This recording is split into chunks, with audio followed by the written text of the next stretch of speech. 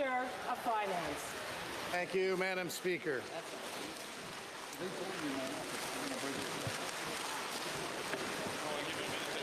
It's like Christmas in Toronto and Ontario. Everyone's got their budget. Well, thank you, Madam Speaker. Today, Ontario and Canada face challenges unlike anything we have ever faced before. Our closest ally and trading partner, our neighbour, the United States, has overturned an economic relationship we once saw as unshakable. Madam Speaker, I lived in the United States for 15 years. My wife is American. My children were raised there. I remember those days fondly. And working for a Canadian financial institution, I also served as the president of the Canadian Association of New York. And Madam Speaker, when the tragedy of 9/11 occurred, the Canadian Association of New York rallied to support our American friends by hosting a massive Canada Loves New York campaign. Thousands of Canadians flocked to New York to show their support. Madam Speaker, I know Americans would do the same for us. We are not only friends, but we are family. And that is why this trade war hurts. But as families go through bumps, we too will go through these bumps and come out stronger. My father, arriving in Canada in 1951 as a refugee, chose this country. He came to Canada with nothing, and Canada gave him everything. So I dedicate this speech to him and the 41 million others who call this land of ours home.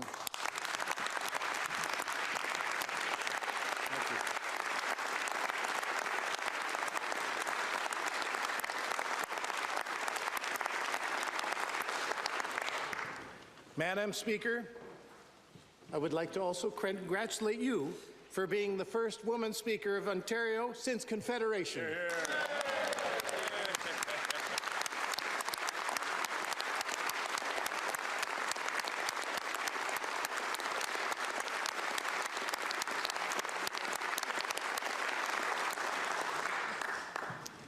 And before I begin, I would like to paint a brief picture of the time and place our province finds itself. First and foremost, we need to face the facts. Ontario and all of Canada are at a precipice, and we need to take serious steps to make sure we do not find ourselves anywhere near the bottom. These tariffs, imposed by the United States, have been a wake-up call for Canadians. Ces tarifs imposés par les États-Unis ont été une These tariffs imposed by the United States have been a wake-up call for Canadians. Economy and as a nation. Un avertissement qui met en évidence les défis sous-jacents. A wake-up call that highlights the underlying issues we face as an economy and as a nation. Fear of tariffs and uncertainty, mais ce n'est pas le moment de craindre les tarifs et l'incertitude. But now is not the time to fear the tariffs and uncertainty. Growth in our real GDP and growth in our wages with bigger paychecks.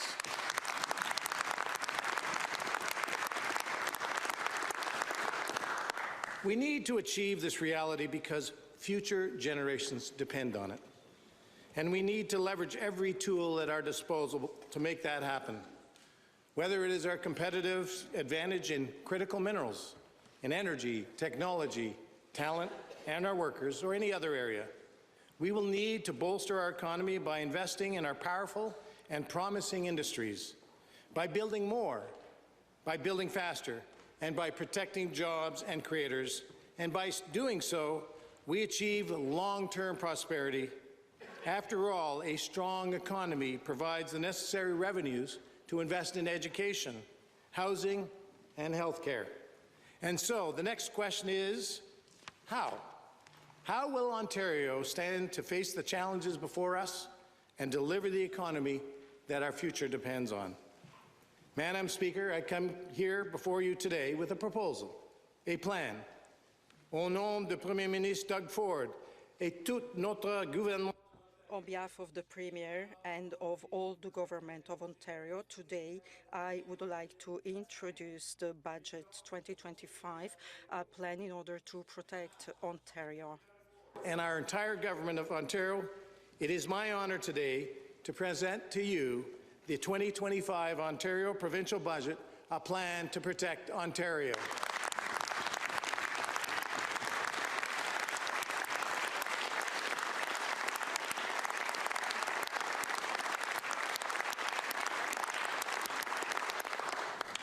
In my time as Ontario's Minister of Finance, I've had the honour of introducing 4 different provincial budgets and 4 fall economic statements. Successive budgets that since 2018 have helped create 1 million more jobs, grown our GDP to over $1.2 trillion, attracted new investments in key sectors, and have the most ambitious capital plan in our history with over $200 billion over the next 10 years.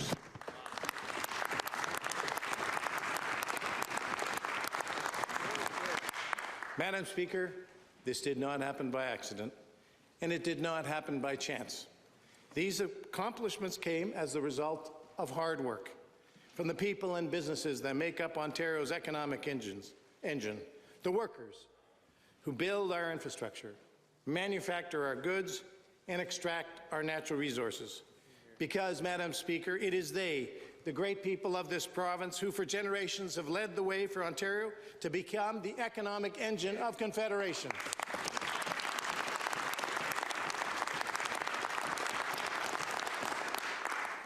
Madam Speaker, these sweeping tariffs have taken aim at our most critical industries, but make no mistake, Canadians have never been more united than we are right now. United in pride and purpose, with a common goal to stand up for one another and help us through these tough times. United in rejecting threats to our sovereignty. And, Madam Speaker, let me be clear as I echo the words of the Premier. Canada will never be the 51st state. Canada is not for sale.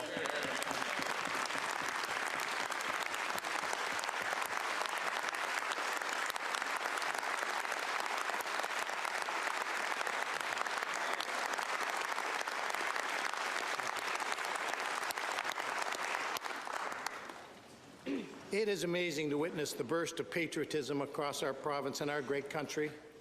Our people and businesses are already out there supporting the local economy in every way they can, putting their money in Ontario-made and Canadian-made. And just like them, our government's plan to protect Ontario is designed to strengthen and support not only Ontario's economy, but Canada's economy as a whole by positioning us for long-term prosperity and growth. Ontario must make a decision that will not only shape the future of our province, but the future of all of Canada.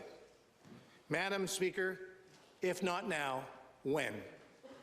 As Ontario goes, Canada goes. Our leadership during this period of uncertainty demands that we get the big decisions right. And so, we are left with an important choice to make. A choice between the old economy and a new economy. A choice between an economy of uncertainty and vulnerability or an economy of growth, prosperity, and resilience. A choice between the economy of yesterday and the economy of tomorrow. A future where Ontario enjoys free and unfettered trade with every province and territory, with nothing to stop us from building the most powerful nation and economy in our country's history.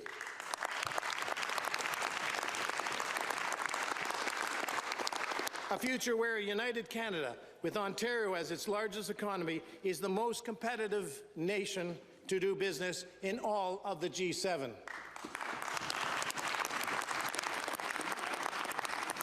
A future with clean nuclear energy and pipelines that power our economic engine and cement our place as a global energy superpower. A future with critical minerals unique to Ontario's north that make us the envy of the world.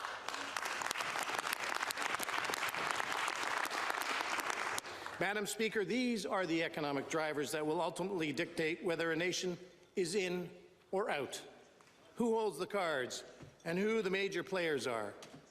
And here in Ontario, we have all the cards we need to make sure we find ourselves at the table. The natural resources, the talent, the ingenuity. Ontario has everything we need to seize our place in the world as an economic powerhouse that will span generations. Ontario must embrace this newfound opportunity to embark on nation-building projects that will kickstart the next economic age, like the critical mining projects in the Ring of Fire, building nuclear energy generation, including the first modular reactors in the G7 right here in Ontario.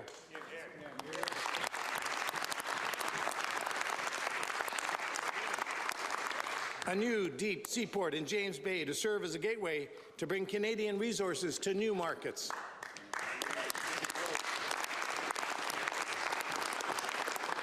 Tunneling the 401 to ease congestion as the busiest highway in North America. And building GO 2.0, the next generation of GO passenger train service in the Greater Golden Horseshoe. Our government was re-elected with a strong mandate from the people of Ontario to protect the economy and jobs. And we expect the federal government to come along with us. We will continue to use every tool in our toolkit, not only to defend the jobs and industries of this province, but to guide us through one of the greatest economic challenges this province has seen in a generation. As John F. Kennedy once said about big, bold ideas, we choose to go to the moon in this decade and do the other things not because they are easy, but because they are hard. Madam Speaker, if not now, when? Now is not the time to ease up. Now is the time to be bold. Now is the time to do hard things.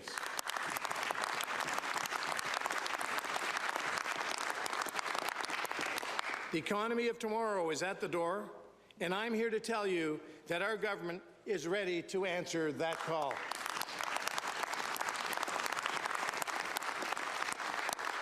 First and foremost, Madam Speaker, is the work our government must do to defend our economy from the immediate impacts of tariffs. These are the measures needed to protect jobs and job creators alike by providing them with certainty at a time when uncertainty threatens their well-being. Like the $11 billion that we are rolling out as direct support to help our most impacted businesses and their workers. First, we are deferring around $9 billion worth of provincial taxes for 80,000 businesses. This is providing a tremendous amount of liquidity and financing relief for our businesses, and it will give them certainty where there is uncertainty. Then secondly, there is a new $2 billion rebate through the WSIB that has flowed directly to safe employers to help keep workers on the job. And on top of that, Madam Speaker, our government is also proposing to create the all-new Protecting Ontario account, one that will help us support impacted businesses and our economy to weather the storm. But we are going to need the federal government to step up and do their part as well.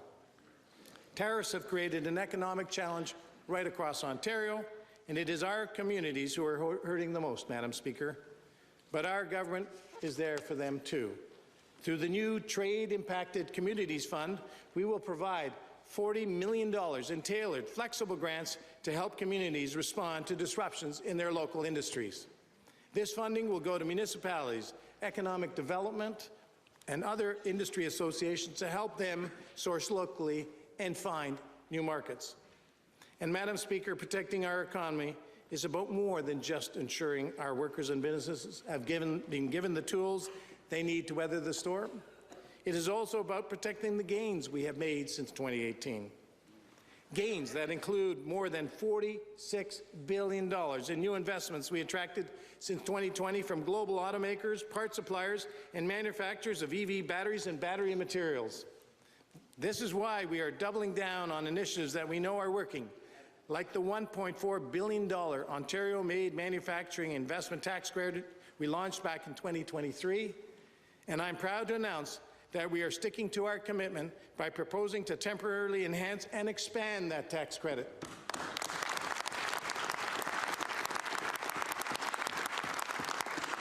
If approved, this would increase the rate of support to 15% and make even more manufacturers eligible, including public corporations operating in Ontario. Altogether, this would mean an additional $1.3 billion in support to attract capital investment, help lower costs, and most importantly, protect Ontario.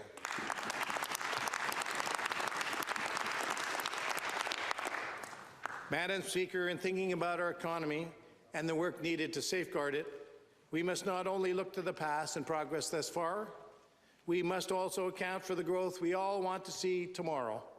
Make concerted efforts to foster a growing, innovative, and a strong future economy. And that is why, as part of our efforts to stimulate entrepreneurship and economic growth for our young Ontario companies, our government, through Venture Ontario, is providing an additional $90 million in venture capital funding to strengthen competitiveness at the earliest stages of growth.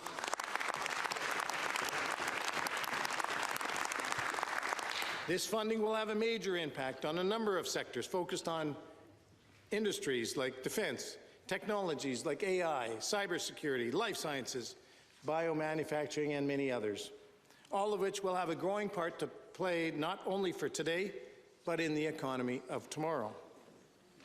So, Madam Speaker, these are some of the many actions being taken by our government to protect Ontario from tariffs, and we are not stopping there, Madam Speaker. The defence of Ontario's economy has already begun. We have introduced real measures with real, tangible support that will help us weather the storm while we work with our partners in federal, provincial, and territorial governments to build the strongest economy in the G7.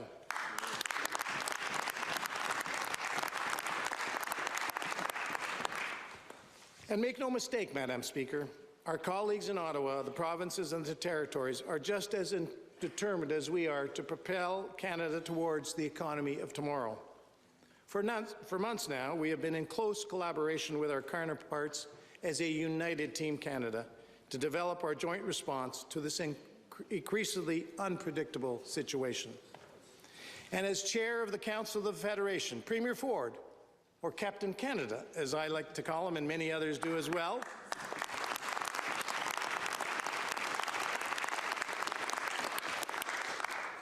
Premier Doug Ford has been an incredible leader in the coordination of our plans with our Canadian partners and in the negotiations with Washington. Premier, thank you for your leadership.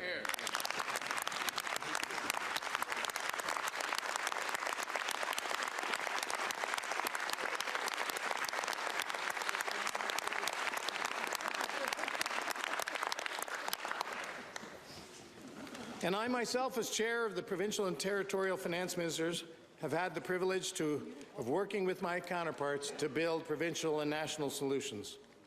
Cooperation is key, Madam Speaker, but as a leader amongst the provinces, Ontario has a responsibility to set the tone for the rest of the nation.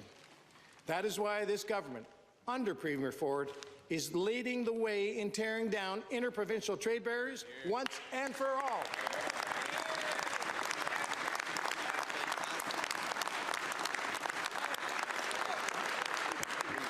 We have taken steps to become the first province in Canada to remove all barriers under the Canadian Free Trade Agreement, with no exceptions. These measures have the potential to boost the nation's GDP by $200 billion. And, Madam Speaker, when all of Canada wins, Ontario wins.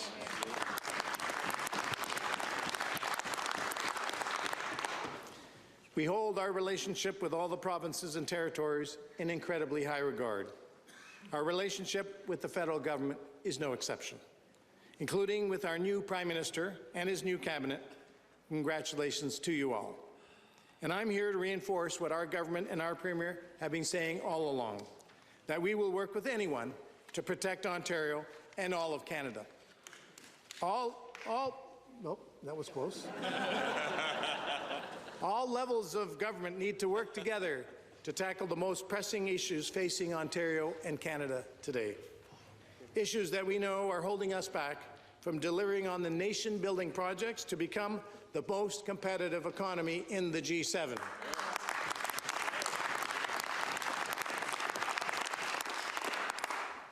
Our government is ambitious, Madam Speaker. What we have in store for Ontario's economic future is nothing short of revolutionary.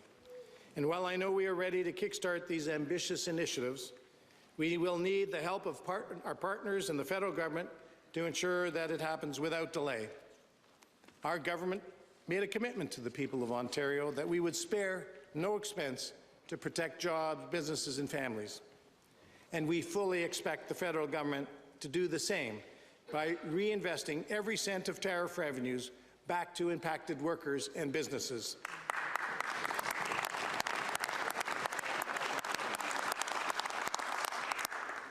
And just as importantly, we're going to need to work closely with our federal counterparts to deliver on nation-building projects, such as reactors, seaports, railroads, pipelines, and refineries. But historically, Madam Speaker, this has taken time. So much time that, in fact, that in 2020, Canada ranked 188th out of 208 economies in the number of days businesses spent dealing with construction permits for new projects. But it doesn't have to be that way. With the right mindset and the right team, we can fast-track permitting to get nation building. That can be Team Canada, Madam Speaker, and that partner can be the federal government. It is reassuring to hear that the federal government has already made commitments to defer to the provinces on issues like environmental assessments by July 1st. And, Madam Speaker, we will be holding them to account.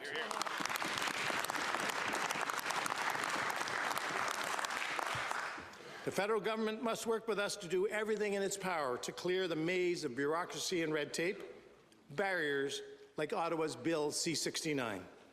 Because nothing says don't build in Canada like Bill C-69.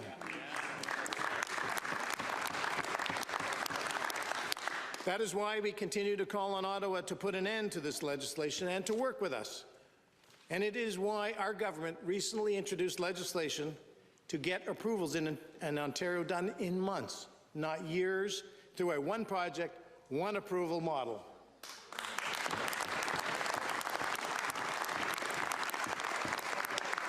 This would cut review timelines, uphold robust environmental standards, and help us get nation-building projects going. For example, there are countless billions in economic power held underground in Ontario's north, Madam Speaker. But 15 years to open a mine is not acceptable. We need to send a clear message to the world and from Ontario and all of Canada that Ontario and Canada is open for business.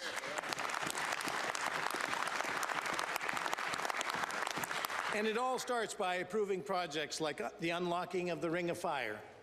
That is why I'm pleased to announce that as part of our government's plan to protect Ontario, we are proposing the creation of the all-new $500 million Critical Minerals Processing Fund.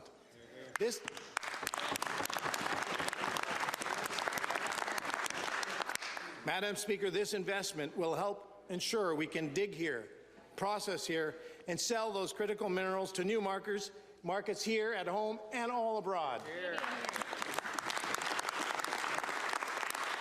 But we're going to need an all-hands-on-deck to help to unleash the economic potential of these critical minerals, and we will work alongside Indigenous partners in the North to do it.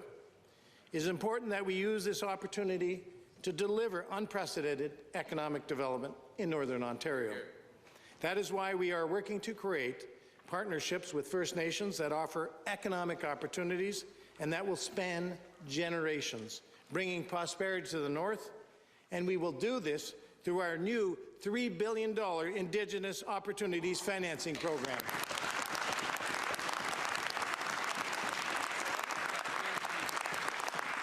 This expansion will support Indigenous participation in more sectors, including electricity, critical minerals, resource development, offering generational economic opportunity for these communities. And we are building those partnerships through a new Indigenous Participation Fund, Madam Speaker, an investment of $70 million to enable meaningful consultation to better equip Indigenous communities with skills training in mineral exploration and mine development. And we are also investing $10 million over 3 years to create new scholarship opportunities for Indigenous students.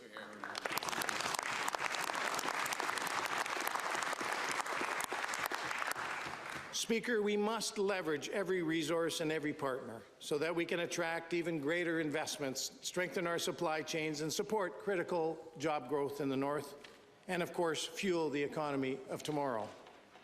We will continue to work closely with the new federal government to make these timelines a thing of the past and invest more now. We need to prioritize these bold approaches. We need to think in the big picture, in the long term.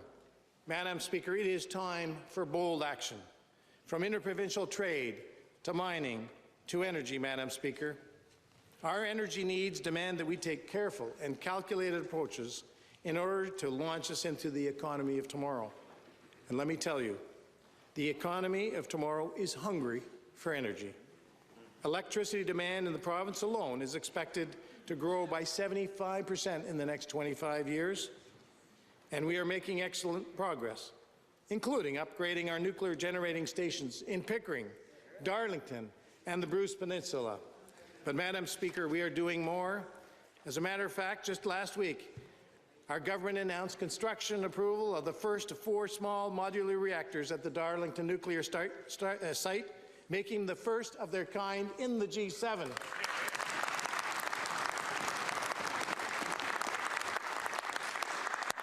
Not only will this first small modular reactor, or SMR, produce enough energy to power the equivalent of 300,000 homes, it will also support thousands of good-paying jobs. And although we are exploring the development of the first new large-scale nuclear plants in over 3 decades within the province, with potential locations in Bruce County and Port Hope, we are still going to need to do more. That is why we're investing in new generation, transmission and storage as part of our plan to spearhead the largest expansion of electric generation in over 30 years. Ontario's plan to power our economic growth proves once and for all you can grow the economy, you can create jobs, you can lower costs, all the while transforming Ontario into an energy superpower.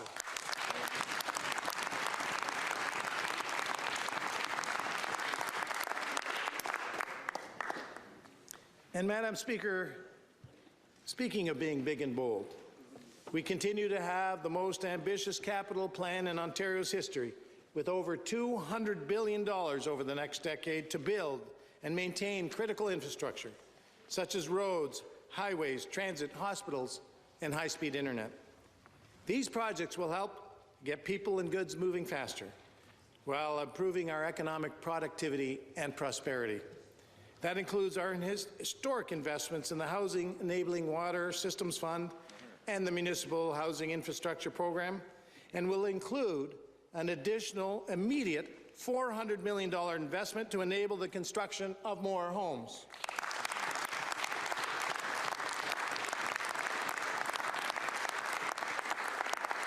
To get more built faster than otherwise would not get built, we are proposing $5 billion in additional funding through the Building Ontario Fund. Through this, we are leveraging Canadian institutional investments to create value for taxpayers and deliver on even more infrastructure projects in energy, housing, and long-term care. But with the increasing need to protect Ontario and all of Canada's economic potential towards the future, we are going to have to build more. And we're going to have to build faster, including projects like Highway 413. We are building the Bradford Bypass, building the Highway 401 tunnel, building the Ontario line with shovels in the ground along all parts of the new subway, and building the Gardiner Express at its unprecedented 24/7 construction schedule to finish in 2 years what was planned to take 3 years.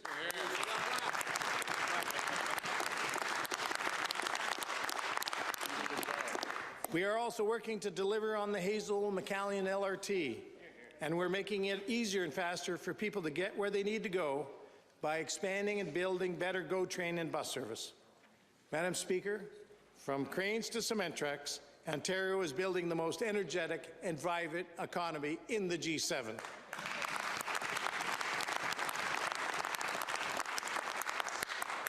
As you can see, our government is not holding back. From tunnels, highways, nuclear reactors, mines, processing facilities, homes, and more, we are leaving no stone unturned and no community left behind. With all the work there is to do to build infrastructure and protect our economy, we will have to count on the great workers in Ontario. And to do that, we've got to give them the right tools to get the job done. Tools that will help them find good-paying jobs in the face of economic uncertainty. not only by continuing to deliver relief for businesses and workers, but by doubling down on strategies we know have maximum impact. All the historic infrastructure projects I listed are going to help ensure workers have their place in building Ontario's future. But supporting our workforce also means ensuring they can acquire, develop, and retain their skills. And with another $1 billion investment, we have now announced a total of $2.5 billion in our government skills development fund.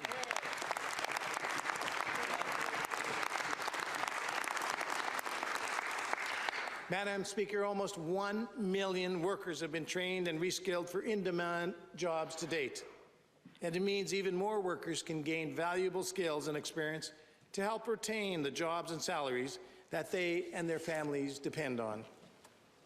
And what are families if not the lifeblood of our communities, the beating heart of every home, in every town and city in Ontario? But with everything going on in the world right now, families are anxious about making ends meet, anxious about their jobs, anxious about their savings. We get it, Madam Speaker. We have done a lot since 2018, never raising a tax for Ontario people and businesses, and under Premier Ford, we are taking the leadership one step further.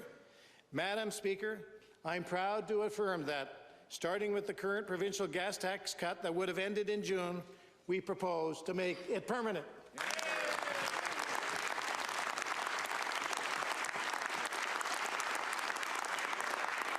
This change, if passed, would save Ontario drivers 5 cents per litre on gas and 5.3 cents per litre on fuel.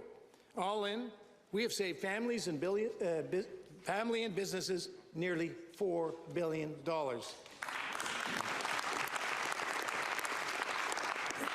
But wait, Madam Speaker, there's more. Because we are also proposing that starting June 1st, 2025, our government can help save Ontarians even more time and money by removing all the tolls on Highway 407 East.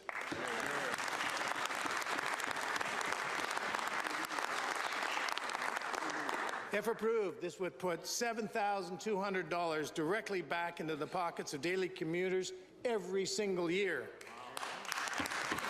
That's real money. Because we are taking bold action where bold action is needed, Madam Speaker. We have made record investments in healthcare, education, and social services. But these investments are not sustainable without a growing and prosperous economy. And it is why we have focused so hard on retaining a prudent fiscal plan that secures long-term stability for lifelong success. Ontario received 2 credit rating upgrades last year alone, and we are spending a lower share of our revenues on interest costs than we have since the 1980s. We have some of the lowest borrowing costs of any Canadian province, and we are seeing our debt-to-GDP ratio, which is an excellent way to measure an economy's fiscal health, near the lowest levels in 15 years.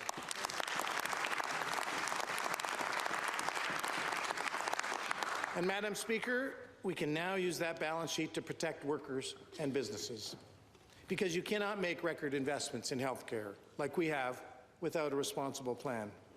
And thanks to our powerful balance sheet, we have made significant strides towards pushing our healthcare system to the forefront of excellence.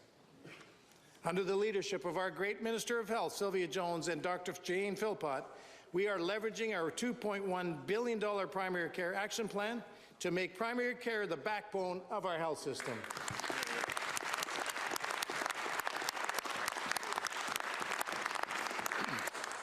Madam Speaker, Ontario is leading the nation in healthcare once more by becoming the first Canadian jurisdiction to establish a framework that connects every willing person to a family doctor within 4 years, no matter where they live in Ontario.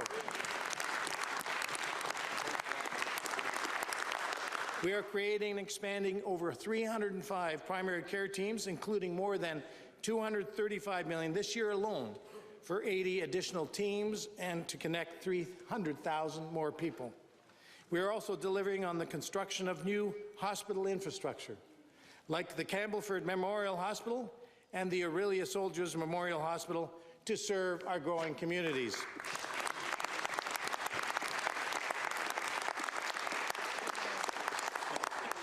Where is she? She's somewhere there. And we're creating new opportunities to hire more healthcare professionals across Ontario through our government's Learn and Stay grant. This will enable us to grow the number of nurses, paramedics, primary care practitioners, med lab technologists across the province by paying for their school and supplies in exchange for time delivering care in our communities. And since 2018, our government has registered nearly 100,000 nurses and over 15,000 doctors. Wow.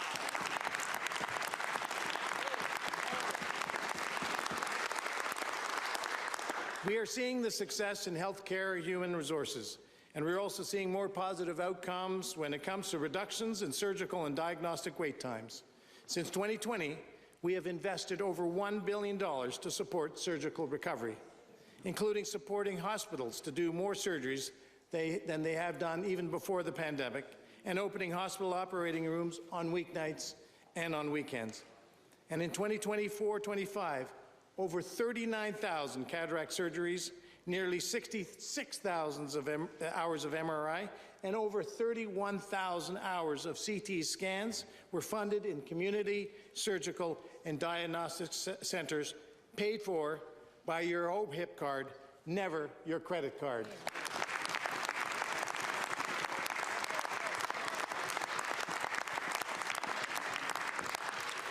Ontario has some of the lowest, if not the lowest, surgical wait times in Canada. But, Madam Speaker, we can do more.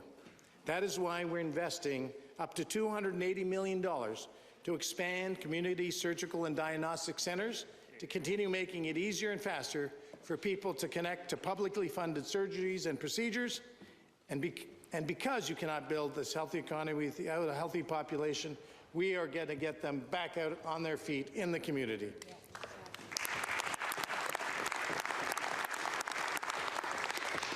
We continue delivering meaningful outcomes here at home.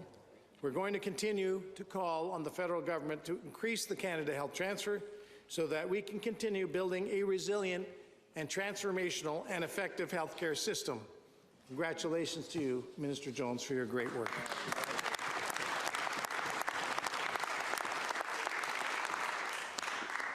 Madam Speaker, working to protect communities is at the heart of this budget. There's fighting the rising cost of living, there's providing access to world-class healthcare, but there's also safety, keeping our streets, communities, and the whole of our province safe from criminals and gangs, and safe from the dangerous and illegal gun and drug trade coming from our southern border. Our brave officers and Border Patrol agents are out every single day working to protect our communities and keep families safe. I want to thank each and every one of them for their service.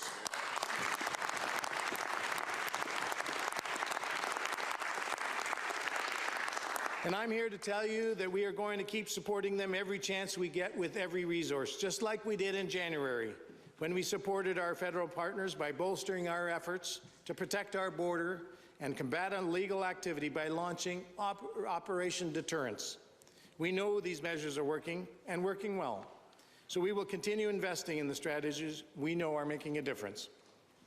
That is why our government will also be bolstering the security of our borders by expanding our Joint Air Support Unit with 2 new police helicopters.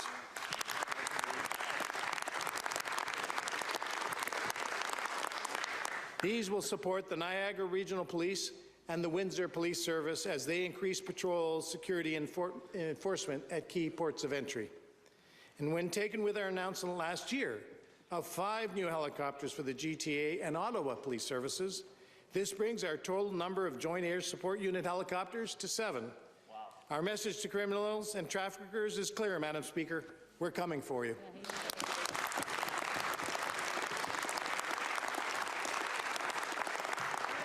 In conclusion, Madam Speaker, there is no sugarcoating the situation we find ourselves in.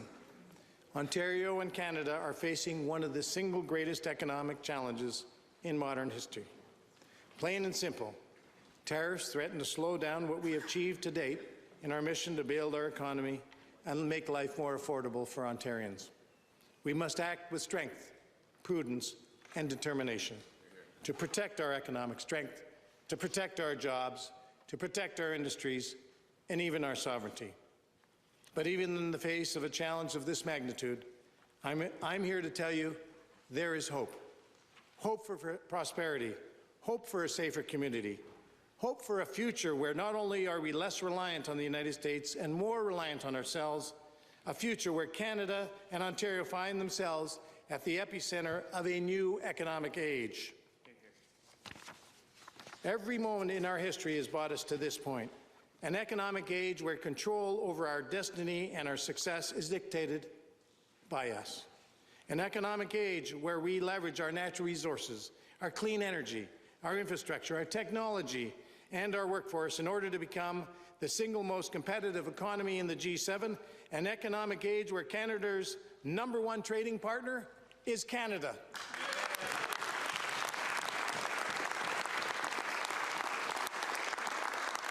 And where free trade among the provinces and territories is just that, free.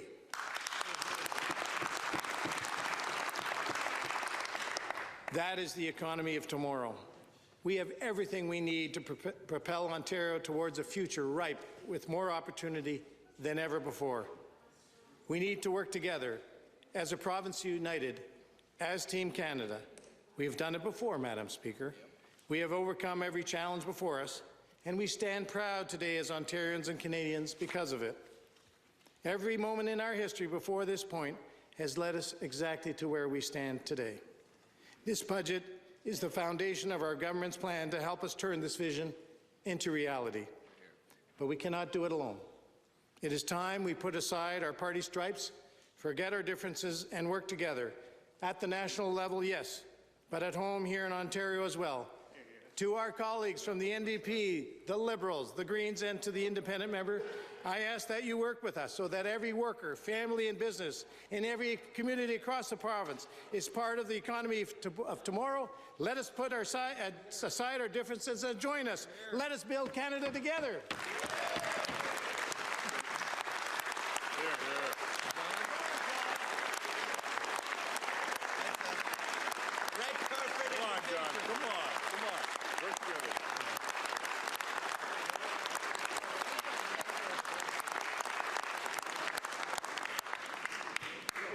Madam Speaker, we are here, armed with an ambitious, bold, and targeted plan that will make the investments necessary for our well-being today, as well as the well-being of future generations.